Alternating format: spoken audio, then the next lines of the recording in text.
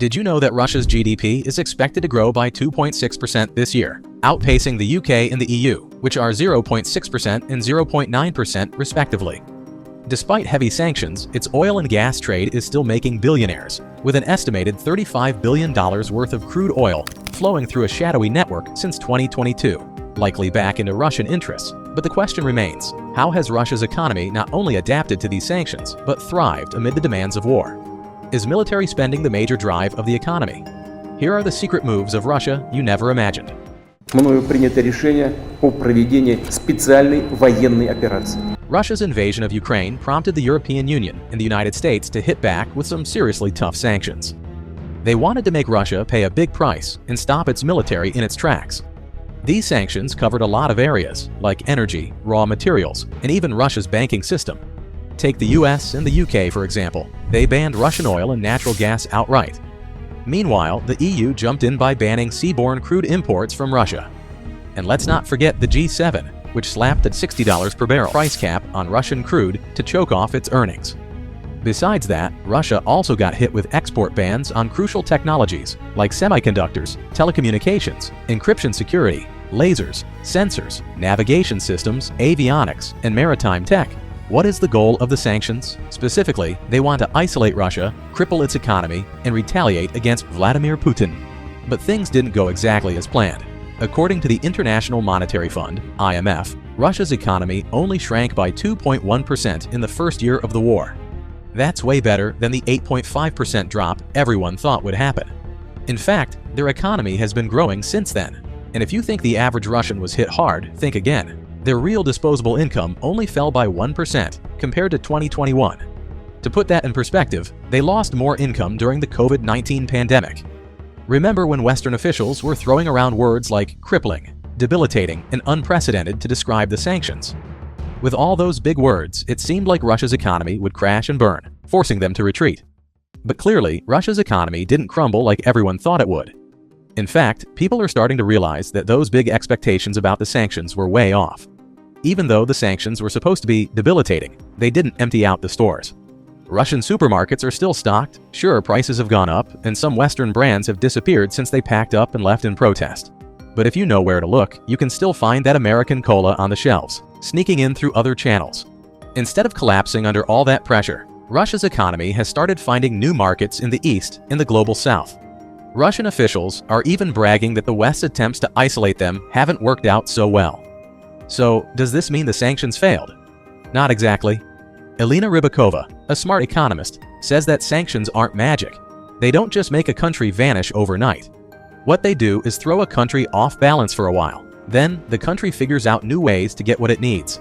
And that's where Russia is right now, finding ways around the sanctions and keeping things going. Even their energy channels are booming well like nothing happened.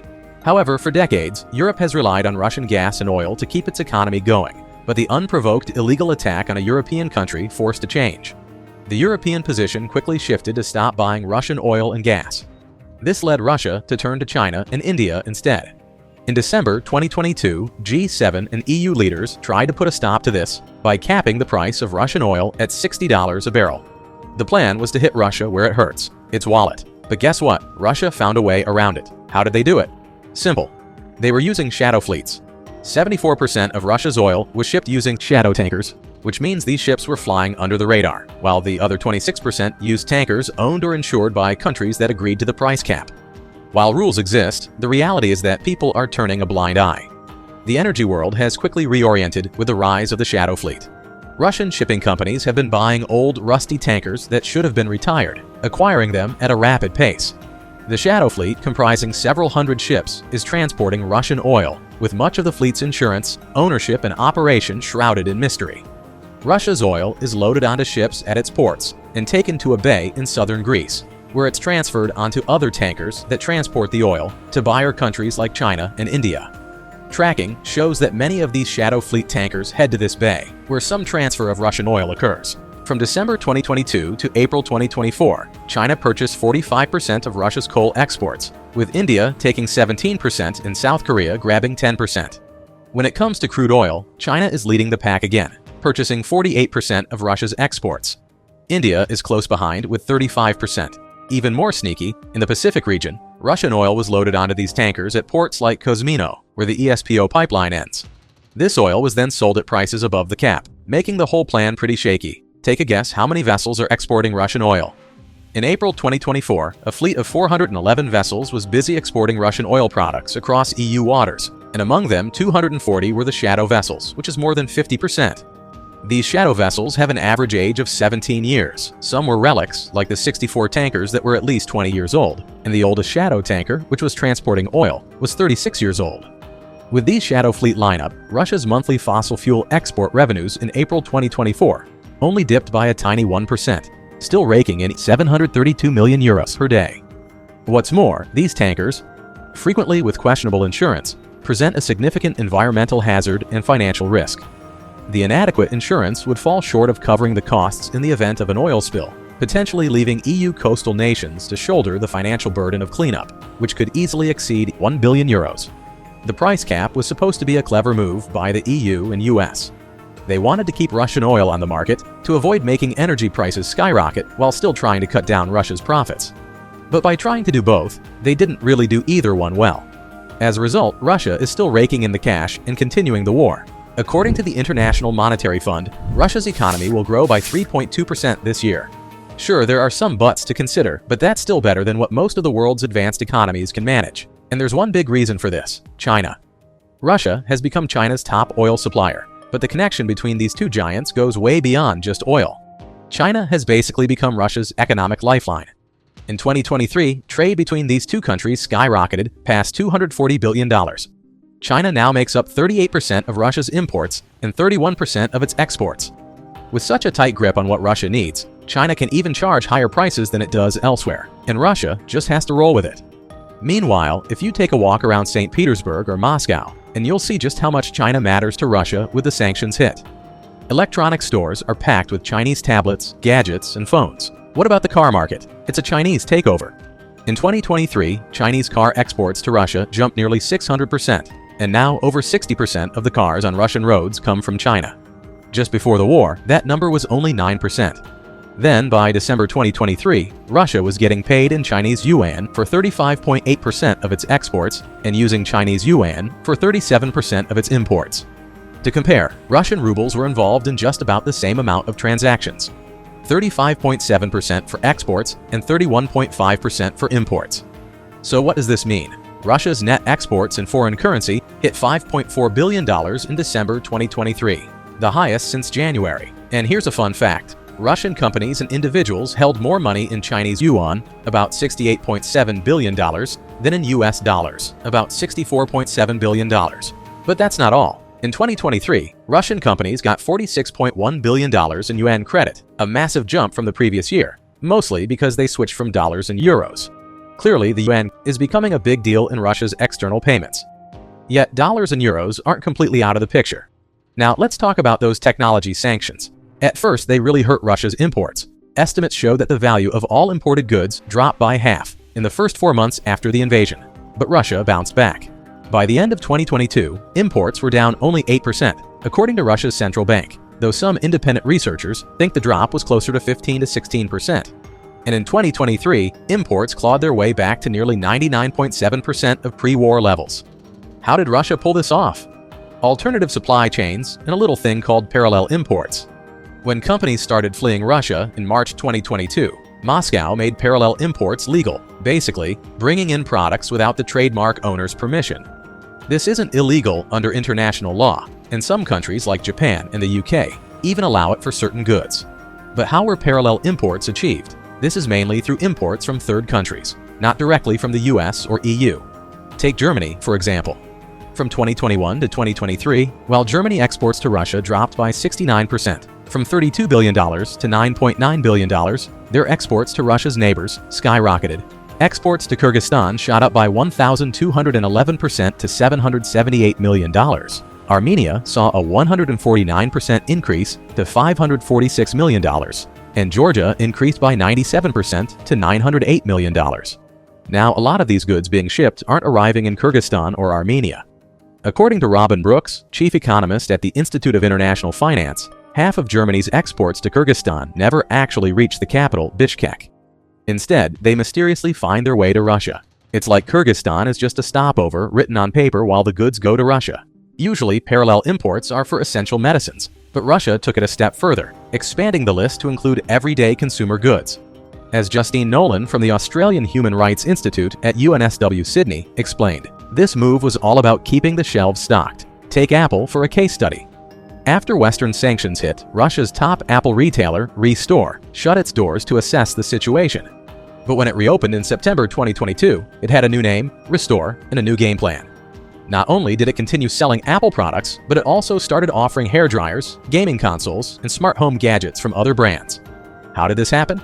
Through parallel imports, of course. Apple isn't the only one. Russian supermarkets still have popular food brands like Coca-Cola, Lipton, Lindt, Chibo, and Pringles on their shelves, even though these brands have officially pulled out of the country. You can still clean your bathroom with Bref and wash your clothes with Persil detergent. Beauty brands like Cioce and Chanel, who officially exited Russia, are still found in major cosmetic stores. Car sales took a nosedive by 59% in 2022 after brands like Mercedes, BMW, Rolls-Royce, Nissan, Kia, and Ford left Russia. But by 2023, the market was bouncing back, with Chinese manufacturers grabbing about 50% of it, up from less than 10% before the invasion. Meanwhile, the price of a new car jumped by 17% in 2023. In Morocco, things got even more interesting. After the invasion, the Russian government quickly reached out to the port of Tanger Med. By November 2022, Russian trade officials had turned it into an electronics transshipment hub. Products from China and Taiwan were unloaded there and shipped off to Russia. Leaked emails suggest this operation could move about $10 million worth of goods each year. So whether it's Apple gadgets, beauty products, or cars, Russia has found creative ways to keep its shelves stocked and its economy running. Nevertheless, one of the biggest surprises has been how fast Russia has cranked up its defense production. Sure, they're importing military gear like Iranian drones and North Korean artillery shells, but their own factories have shifted into high gear. Now, about 7.5% of Russia's GDP is all about defense, and the industry is employing 3.5 million people. That's 2.5% of the whole country. This shift has led to some crazy changes. Machinists and welders making war gear are now earning more than some managers and lawyers. But how is Russia keeping its war machine running? The answer is a bit unexpected, by using everyday electronic parts. The West has blocked Russia from getting its hands on advanced chips, so they've turned to lower-grade ones instead. Believe it or not, the same chips found in microwaves are powering Russian cruise missiles and tanks. Yep, you heard that right. U.S. Commerce Secretary Gina Raimondo even mentioned that when Ukrainians find Russian military equipment, it's stuffed with semiconductors taken from dishwashers and refrigerators. Of course, these lower-grade chips aren't built to handle the heat like military-grade ones. But Russia has found a workaround. They're using heat sinks and thick insulation to keep things cool enough to function.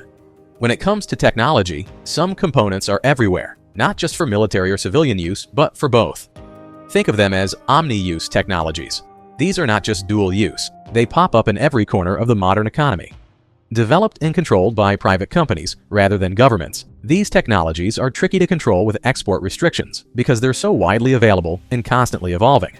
Take Russia's Orlan 10 drone, for example. It's used to find Ukrainian troops and targets for quick strikes. What's interesting is how much it relies on everyday tech. The drone's generator uses a Texas Instruments chip you'd typically find in ventilation and air conditioning systems. Its flight controller and GPS module have components from Swiss firms, ST Microelectronics and U-Blocks, and the flight controller also includes microcircuits from Freescale Semiconductor, which used to be US-owned. These microcircuits are often used in weather stations, washing machines, and even respiratory equipment. To top it off, a Russian-made navigation receiver in the GPS module is built onto a US chip from Analog Devices. So, where does Russia get most of these crucial components? From US companies like Intel, AMD, and Texas Instruments. From February 2022 to the end of that year, Russian companies were involved in over 3,000 semiconductor import deals, each worth at least $100,000. And think of it, 70% of these deals were with US chip makers.